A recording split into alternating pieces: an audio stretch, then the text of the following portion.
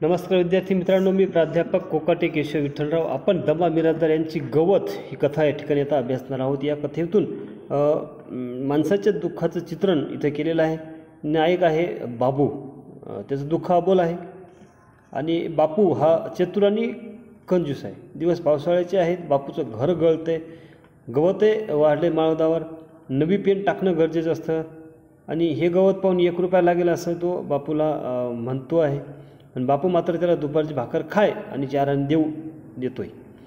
बापू निघून जातो. नंतर पुन्हा येतो. बापू त्याला केवळ भाकरीच्याच बदल्यात काम करायला सांगतो. 4 आणे बाजूला राहतात. बापू नकार देतो, निघून जातो. पुन्हा बापू येतो आणि उद्याची भाकरी आजच्याला द्या अशी तुझं विनंती करतो आहे. या असणाऱ्या कथेमधून 3 पात्र आपल्याला दिसत आहेत. एक आहे बाबू, दलित आहे, गरीब आहे, आणि बापू आणि त्याची बायको आहे. तर बापूची बायको गौण आहे. बापूच कथेमध्ये जास्त आलेला आहे.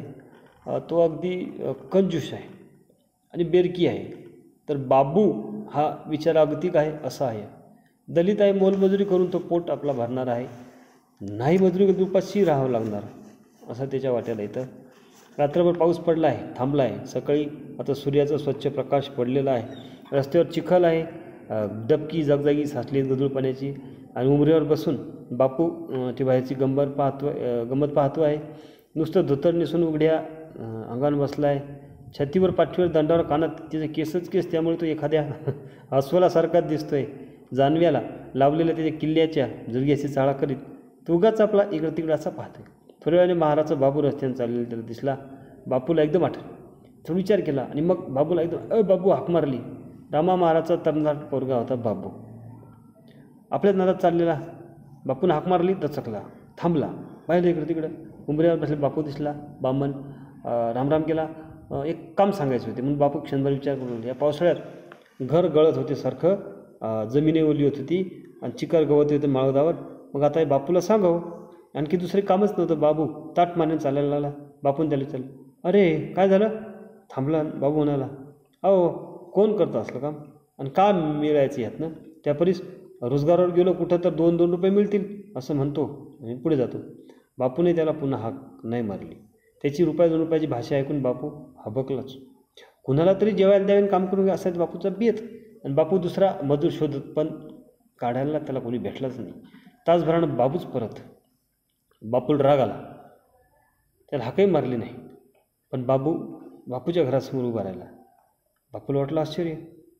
का रे लेका, का आलास पुन्हा? गवत तर दावा किती आहे बघू. आता बाबूला रोजगार मिळत नसल्याचे बापूच्या लक्षात आलं. रोजगार काय मिळाला नाही. बरीच जिरली ह्या माजूर पोराची. बरं वाटलं. बापू भागात म्हणाला, त्यात काय लेका दावायचं? माळवत आमचं दिनं बघितल्यासारखंच कशाला लागलायस? असं काय करायला लागलायस? आग्रहा खातर बापू त्याला वरती नेलं. गवत माजलेलं, गुडगावर उंचीचं गवत सगळीकडं गवत. पण बाबू, अगं या लई गचपान झाले की हो बापू. बापू बोलायले. बापू मुद्द्यावर आला. उगी घोळ घालू नकोस, काढणार का नाही बोल. रिकाम्या पात्री कटकट कशाला? बाबूने 1 रुपया मंजुरी सांगितली. बापून नकार दिला. बाबूला 1 रुपयाखाली परवडत नव्हते. बापू म्हणाला, नाही परवडत तर राहू दे, कुणी ओझं दिलं नाही तुझ्या डोक्यावर. असे म्हणून बापूने बोलणे तिथेच तोडले. मागे वळून तो सरळ खाली आला. बाबूही मुकाट्यानं जिना उतरला. 1 रुपया वाजवी कसा आहे ती सारखी बडबड करून सांगू लागला. पण बापूचे मन काही द्रवलंच नाही. त्रासिक मुद्रा करून म्हणाला, नाही ना परवडत तुला, मग कुणी बळजबरी केली? जा आपल्या वाटेन. कसा? बाबू जाण्यासाठी वळ म्हणाला. मग काय द्यावं म्हणता? हे बघ गड्या, तुला दुपारची भाकरी देईन, इथंच खायची आणि कामं करायचं.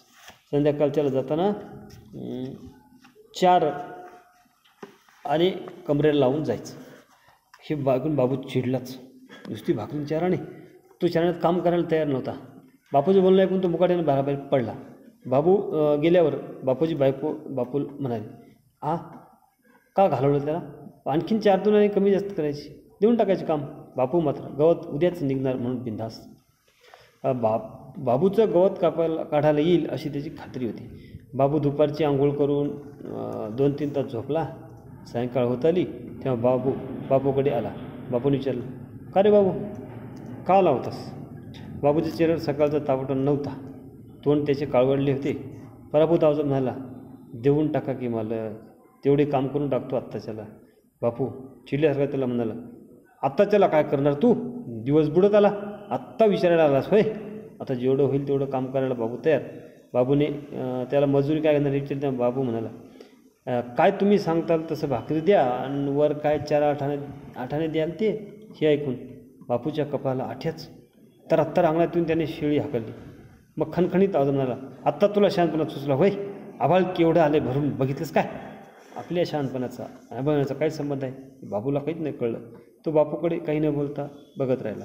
बाबू गप्प पाहून बापूला आणखी जोर चढला आणि आरडाओरडा हातोरे करत बापू म्हणाले, लेका आज पाऊस आला आणि पुन्हा घर गळलं तर नुकसानी कोण भरून देणार माझी? तुम्हाला खरोखरच लोकांच्या नुकसानीची काही किंमतच नाही. बापूच्या भरी मारापड बाबूला अक्षरी बोलवलंच गेलं नाही. एखाद्या चोरासारखा गप्प बसून शेवटी त्याने चुकी झाल्याची कबूल केली. चुकी झाली मला. बाबू गवत काढण्याचे काम मागत होता. बापूने नकार दिला. शेवटी तो म्हणाला, आता गड्या 4 8 आणे बिने देणार नाही तुला सांगून ठेवतो. 1 पैसा मिळायच नाही. बापूने बाबूला भाकरीच्या बदल्यात काम सांगितलं. बाबूला पटत नसेल तर दुसरा माणूस बघणार होता. बाबू हतबुद्ध झाला. काय बोलावं कळना. चेहऱ्यावर दिन वाणीपणा आणून तो म्हणाला, आता असं का करता हो? सकाळच्याला तुम्ही म्हणला 4 आणे. बाबू तारकून म्हणाला, अरे सकाळचं सकाळी गेला, आता त्याची भाषा पुन्हा काढायची नाही. बापूने बाबूला भाकरीच्या बदल्यात काम करायला सांगितले आणि तो 1 पैसाही द्यायला तयार नव्हता. हे ऐकून बाबूला तिरिमिरीच झाली. पुन्हा मी येणार नाही असे म्हणून बाबू निघाला. जाताना त्याने बापूकडे पाहिलं, पण बापूने त्याची दखलही घेतली नाही. बाबू निघून गेल्यावर बापूच्या बायकोने बापूला म्हटले, अहो काय मांडले काय तुम्ही? गवत काढायचं की नाही? उगीच का कळवण्याचा अर्थ दाखवता त्या गरीबाला? बायको त्याने बापूला गप्पा केले आणि मग तो देशमुखाकडे जायला निघाला. रात्र बरीच झाली. परत आल्यावर बापूने जेवण कंदऱ्या जोड्यात त्याने पान खाल्ले. तेवढ्यात दरवाजापाशी खडबड झाली. बापूने कोणाही विचारले तेव्हा बाबूने मी आहे असे उत्तर दिले. बाबू गवत काढायला तयार झाला. केवळ भाकरीच्या बदल्यात तो काम करायला तयार झाला. बापू खुश झाला. बापूने त्याला उद्या सकाळी यायला सांगितले. बाबूने होकार दिला. बाबू थांबलेलाच होता. का थांबलास असे विचारताच बाबू कळून म्हणाला, आत्ता उद्याची भाकरी तरी द्या, आजच्याला द्या की. सकाळ धरणं पोटात काही नाही. आणि इथेच कथा संपते. बाबूसारख्या असहाय्य गरीब दलिताची वेदना दमानी या कथेमध्ये चित्रित केली. आणि ही कथा जेव्हा आपण वाचतो तेव्हा सहृदय वाचकाचे डोळे हे पाणवल्याशिवाय राहतच नाही आहेत.